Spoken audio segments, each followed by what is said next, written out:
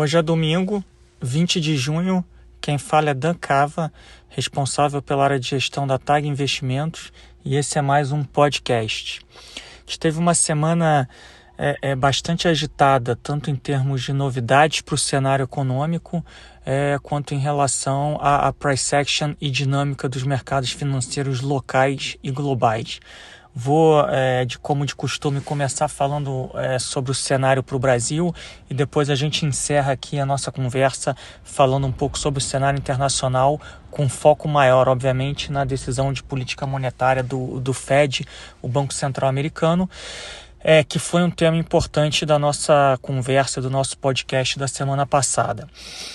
Começando aqui por Brasil, acho que a gente teve três grandes vetores importantes para o cenário. Tá? O primeiro deles, obviamente, foi a decisão de política monetária do Banco Central, do Copom, onde ele elevou a taxa Selic, que é a taxa básica da economia, a taxa básica de juros da economia, em 75 basis points para 4,25, como era amplamente esperado. Acho que a novidade da decisão foi a mudança relativamente substancial na comunicação do Banco Central. Né? Primeiro, ele retirou a sinalização de que o ajuste de política monetária que ele vinha efetuando e concretizando seria parcial. Ele agora fala no ajuste para uma taxa neutra. Na semana passada a gente conversou aqui nesse podcast na possibilidade disso acontecer e talvez mais importante do que isso, ele deixou uma porta aberta para uma eventual aceleração do ritmo de alta da taxa de juros, ou seja, a possibilidade de uma alta de 100 basis points na próxima reunião do Copom, daqui a cerca de 40 dias. Lembrando que as reuniões, em média, são de 45 em 45 dias. Por que o Banco Central fez isso? Né?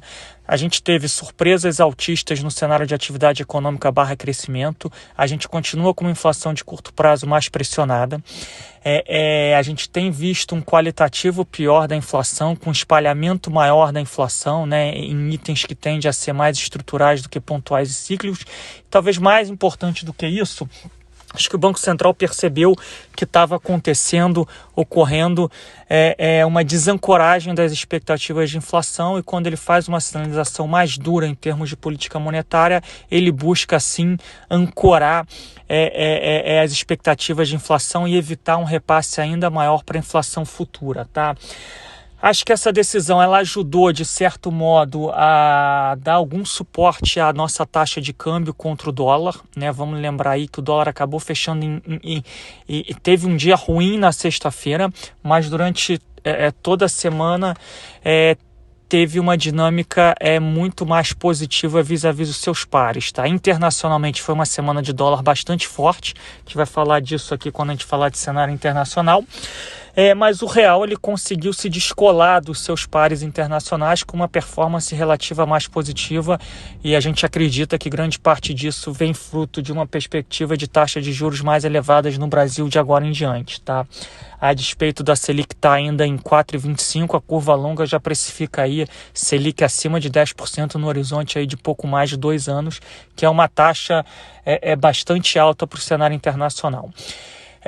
Além disso, a gente teve uma dinâmica ruim da curva de juros, acho que muito pela questão do Banco Central do Brasil, um pouco pela questão do Banco Central americano e bastante pela posição técnica do mercado, que vinha não só aplicada, mas muito aplicada nos juros reais, nas NTN-Bs. Então o final da semana foi marcado aí por um desmonte de posição de juros reais de NTN-Bs. Foi uma dinâmica bastante ruim desse mercado. Tá?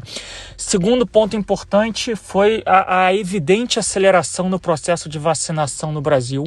A gente também comentou sobre isso no nosso bate-papo aqui da semana passada, né? Foi quando São Paulo antecipou o calendário de vacinação. A gente teve dias aí com mais de 2 milhões de pessoas vacinadas, né? A gente teve alguns dias aí com mais do que 1,5 milhão de pessoas vacinadas. Hoje é domingo, dia 20. No sábado, dia 19, a gente teve quase 1 milhão de pessoas vacinadas. Foi o melhor sábado dessa campanha de vacinação. Lembrando que geralmente os sábados eram marcados por uma vacinação bem fraca. E a gente está com a média móvel de 7 dias, que é um número que o mercado gosta de olhar, acima de 1 milhão de pessoas vacinadas vacinadas. Na média, 85% a 90% disso são primeira dose, de 10% a 15% disso são segunda dose. Então a gente caminha de fato para ter um cenário aí de melhora substancial da pandemia nas próximas 4 a 6 semanas, tá? De novo, a gente não pode minimizar o número ainda excessivo de contaminações e de óbitos. A gente ontem bateu a marca imperdoável de 500 mil óbitos no Brasil, mas pensando aqui economicamente para os mercados, a gente deve ter uma melhora nesse quadro no Brasil. Isso vem sendo precificado, acho que principalmente nos setores cíclicos locais da Bolsa. A gente também comentou sobre isso na semana passada, né? Varejo, shoppings, real estate, imobiliário e etc., que eram setores e ações da Bolsa que estavam largadas, estavam com valuations baratos e agora começam a fazer esse catch-up aí, principalmente em detrimento às cíclicas globais, as commodities, né? Principalmente, né? Setores ligados a commodities, que vem sofrendo aí nas últimas 2 a 3 semanas. Acho que o último grande ponto importante para o Brasil, a gente tem aí a mídia ventilando de que em poucos dias, em alguns dias, enfim, o governo deve lançar mão aí do novo Bolsa Família, né, aumentando o tamanho do programa, tanto em termos de pessoas que vão ser agraciadas, com o programa, quanto no valor que as pessoas vão receber. Vai ter uma mudança de nome, né? O Bolsonaro, o executivo, ele percebe que está com a popularidade baixa e tenta fazer um programa para chamar de seu, né? Um programa de auxílio social para chamar de seu.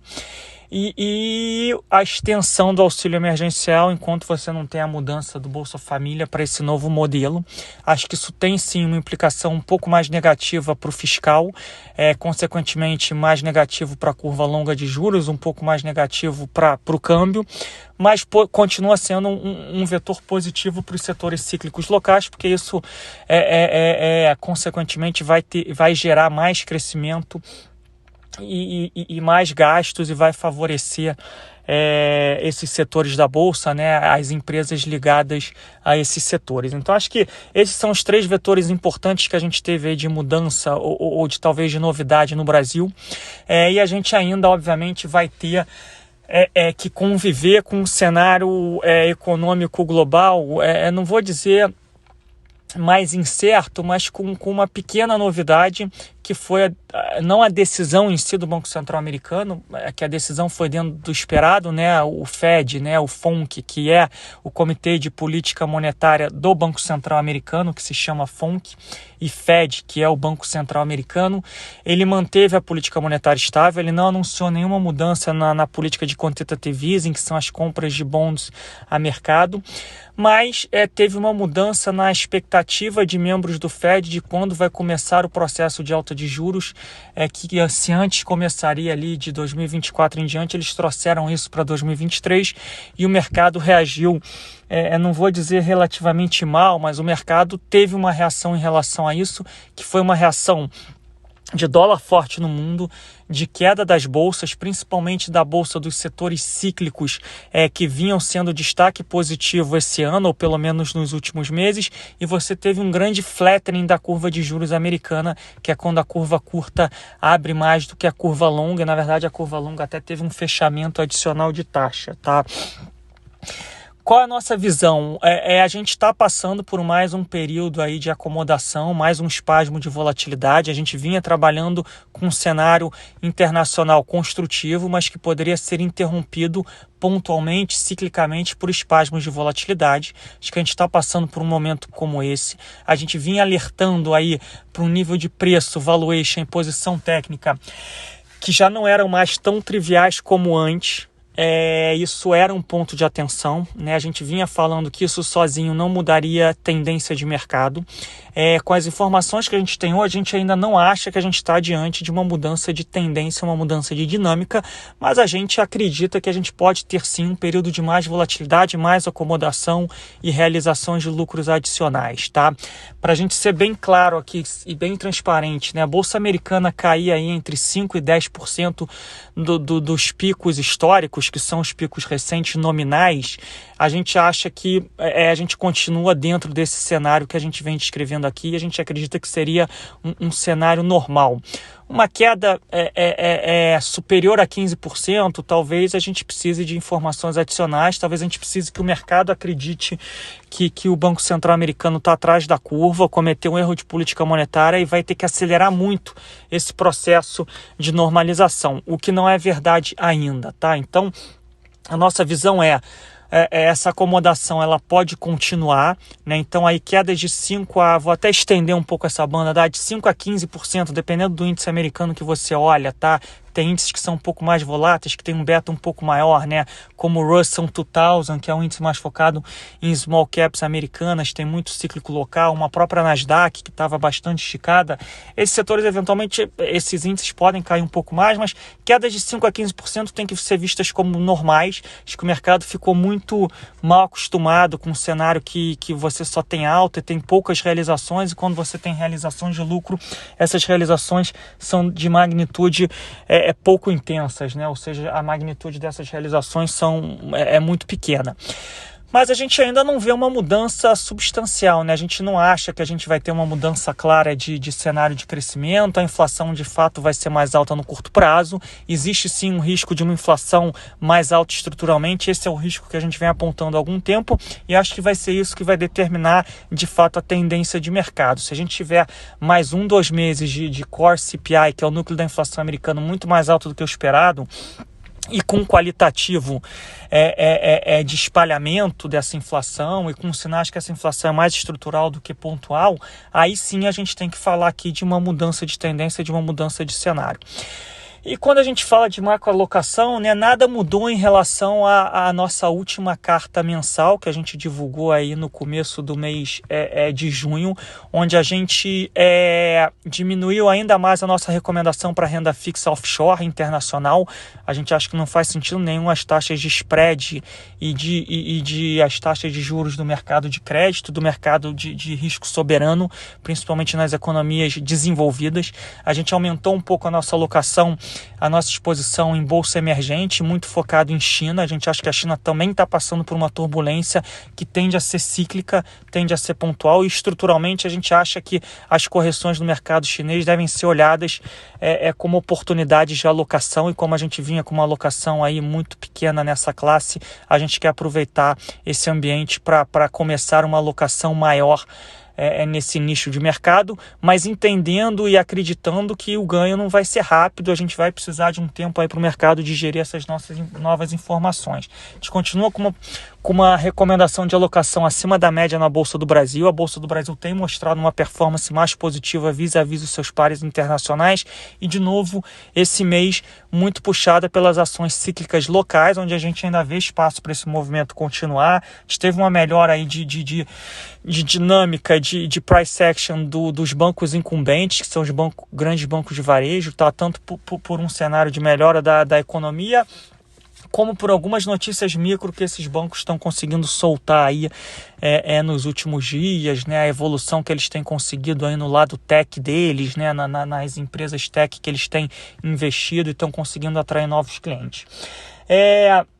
A gente pode conviver com um dólar um pouco mais forte no mundo, com esse cenário, né? Se o Fed de fato for um dos primeiros bancos centrais a começar um processo de normalização, mas a gente também não vê uma grande tendência de um dólar muito mais forte, muito mais alto do que ele está hoje.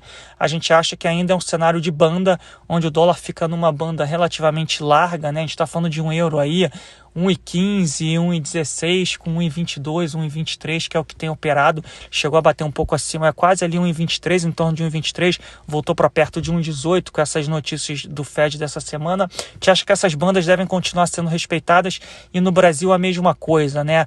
A gente acha que de fato esse diferencial de juros ajuda a dar uma ancoragem na taxa de câmbio.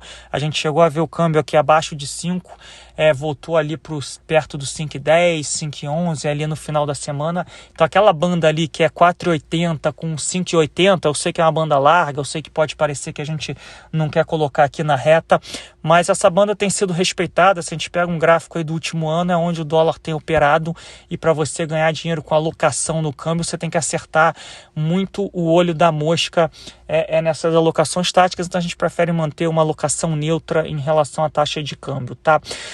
É isso, acho que a gente vai ter semanas importantes aí pela frente de entender muito mais o lado da inflação do que o lado do crescimento.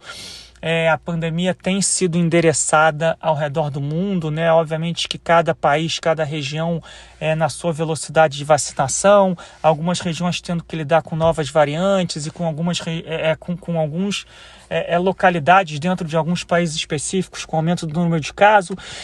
Isso é esperado, tá, gente?